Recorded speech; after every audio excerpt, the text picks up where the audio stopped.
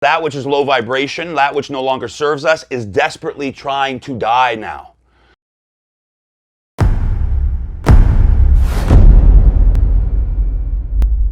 I want you guys to pick something that you're absolutely sick and tired of experiencing in your life.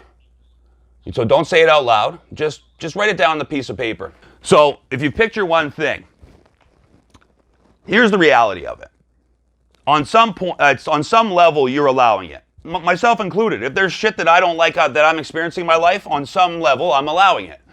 So what we need to do is we need to pinpoint what we may be doing that is allowing this and perpetuating what we don't want in our life to continue going on. And it really comes down to setting boundaries. A big thing that came up or came to mind around what we're talking about today. And really it's about letting the old die, okay? And that's where the death comes from. Death and darkness, because that which is low vibration, that which no longer serves us, is desperately trying to die now.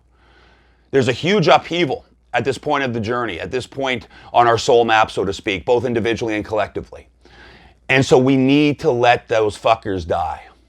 We need to let the old die, because what the ego, of course, is going to want to do is hang on to that sumbitch, hang on to that cycle, hang on to those toxic environments, those toxic people, because even though it's uncomfortable, at least it's what the ego knows, and the ego just needs to know. It hates the unknown. So a lot of stuff is surfacing. Anything that needs to be healed and that is time to let go of, it's surfacing like a son of a bitch.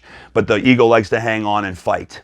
So it's just about letting it die. But how do we know, or how do we let what needs to die until we become conscious of what no longer serves us? So that's the purpose of really getting specific and writing down what you no longer want. And then also equally important is, once you've identified what you no longer want, identify what you may be doing to allow it to happen. Okay? So, and once you identify that, simply choose to stop doing that. It's really that simple. I'm not saying it's easy, but it's really that simple. We just got to make it conscious. And once we make shit conscious, we give ourselves a fighting chance at controlling our lives in any way that we're actually able to. I mean, of course, the universe unfolds as should. You know, we don't have that much control, but we definitely have control over how we perceive things, and therefore over our actions, or what we allow into our lives, or the behavior we allow ourselves to live from.